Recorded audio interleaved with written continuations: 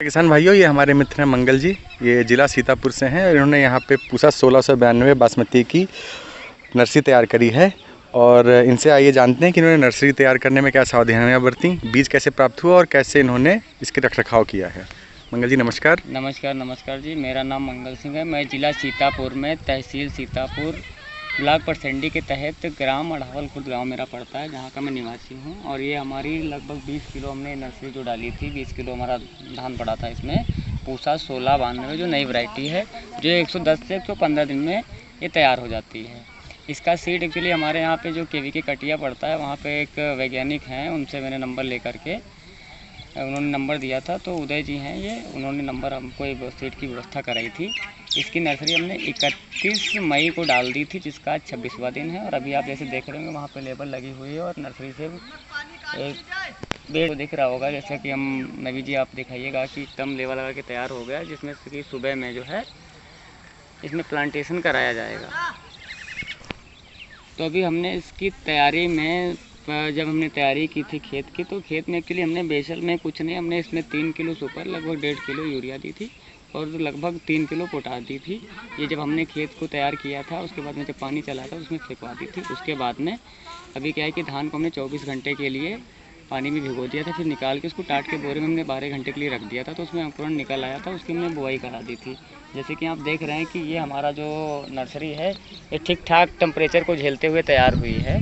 और इसमें अगर हम बात करें कि हमने जब पहला पानी दिया था लगभग 5वें दिन, तो उसमें हमने डीकम्पोजर जो एक्चुअली आप देखना चाहेंगे तो वहाँ पे ड्रम रखा हुआ है, जिसमें तैयार था 1000 लीटर का। हम केले में भी चलाते हैं, गन्ने में भी चलाते हैं। तो हमने इसमें जो है 2 टंकी लगभग 50 लीटर हमने डीकम्पोजर चलाया। उसके बाद में 10वें दिन जब हमने दूसरा पानी दिया, तो इसमें हमने यूरिया के साथ में हमने चिलेटेड जिंक 50 ग्राम हमने इसको यूरिया के साथ में मिला करके कोटेड करके दे दी थी। उसके बाद में हमने जब 15वें दिन पानी दिया है, तो इसमें हमने केवल पानी और एक 25 लीटर हमने डीकम्पोजर और डलाया है।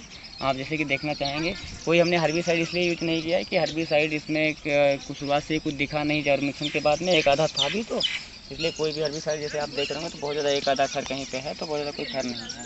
और लगभग एकदम नर्सरी हमारी एकदम परिपक्व हो चुकी है, एकदम कहीं कोई दिक्कत नहीं। अगर आप देखना चाहेंगे तो पेड़ की चौड़ाई भी ठीक ठाक है और ठीक ठाक हेल्थ आ गई है। क्योंकि ये जो पूसा की 1692 वैरायटी है, ये एक्चुअली क्या है कि अभी जो पूसा की अन्य वैरायटियाँ थी बासमती की, उनकी अपेक्षा इसका जो है यील्ड भी ज़्यादा आने का है। ये लगभग ये अनुमानता ये 25 से 30 क्विंटल पर एकड़ जो है इसकी उपज हो जाती है। अभी क्या है कि हम पहली बार इसको कर रहे हैं। 27 तारीख को इसका प्लांटेशन होना है। तो क्या है कि ये बहुत फ़ायदे की वैरायटी है। और अभी क्या है कि इसका सीड का बहुत अभाव है। अभी अगर मान लीजिए अच्छी होती है तो हम किसानों को रिकमेंड करेंगे। हालांकि जिन किसानों ने किया था संपर्क में है, मैंने बात की है, तो इसकी प्रोडक्शन भी अच्छा है। और उन अन्य जो पूसा की वैरायटियाँ हैं बासमती की, उनकी अपेक्षा इसका चावल टूटता भी कम है। धन्यवाद मंगल जी। और इसके अलावा आपने और 2 वैरायटी भी लगाई हैं, उनके बारे में थोड़ा जानकारी दें। इसके अलावा हमने यहाँ पे आप जैसे देखेंगे, ये काला नमक वैरायटी हमने लगा रखी है। और उधर में आप कॉर्नर पे जो है, जहाँ पे मतलब थोड़ी नर्सरी निकली हुई आपको दिख रही होगी, वो काला ब्लैक राइस है जी। उसका भी हमने नर्सरी साथ में ही डाला था। आप चल के देखेंगे तो क्या है कि ब्लैक राइस जो है ये पूसा 1692 की अपेक्षा उसका जो है प्लांट जो है ज़्यादा चौड़ा है और उसमें टिलिंग पहले ही चालू हो जाती है। क्योंकि अभी हम आपको दिखाएंगे कि जैसे भी इसमें क्या है कि अभी टिलिंग चालू हुई है। इसमें भी जैसे आप देखना चाहेंगे तो ये टिलिंग चालू हो गई है, एकदम ये परिपक्व हो चुका है ये प्लांटेशन के लिए। और अगर आप जड़ देखेंगे, कोई भी किसी प्रकार की कोई दिक्कत नहीं है। जड़ें ठीक ठाक गहरी हैं और ठीक ठाक लंबी हैं। तो जड़ों के लिए आपने इसमें कोई चीज़ डाली जिससे जड़ों में उसमें अच्छा वो आया है? नहीं, इसमें डीकम्पोजर ही हमने चलाया है। तो डीकम्पोजर एक्चुअली है क्या, हमारी ज़मीनों में पहले से नाइट्रोजन फास्फोरस वगैरह तो हम लोग ठीक ठाक दे के ही रखते हैं जी। तो क्या होता है कि वो हम लोग जब पानी देते हैं तो रिसा होकर के आधा तो लगता है, उसके बाद आधा रिसा होकर के नीचे चला जाता है, वो डीएक्टिव हो जाता है जी। तो उसको एक्टिव करने की ज़रूरत होती है। तो ये एक है कि डीकम्पोजर का यही काम होता है। तो डीकम्पोजर का ही है कारण, बाकी इसमें हमने अलग से कुछ रूट जोन की ग्रोथ के लिए हमने कुछ नहीं दिया है। अच्छा, तो किशन भाई ये अपना है जो काला चावल है, तो राइस का है, ये ब्लैक राइस का जो है अभी हम आपको दिखाते हैं कि इसके पेड़ जो है पूसा 1692 की अपेक्षा जो है ज़्यादा चौड़ा है और एकदम बहुत बढ़िया इसका नर्सरी तैयार हुआ है जी। तो इसका जो है कल प्लांटेशन। तो इसको काले काला चावल लगाने से फ़ायदा क्या है, मतलब आम चावल में और इसमें फ़र्क क्या है? इसमें फ़र्क ये है कि एक तो ये शुगर फ्री चावल है जी।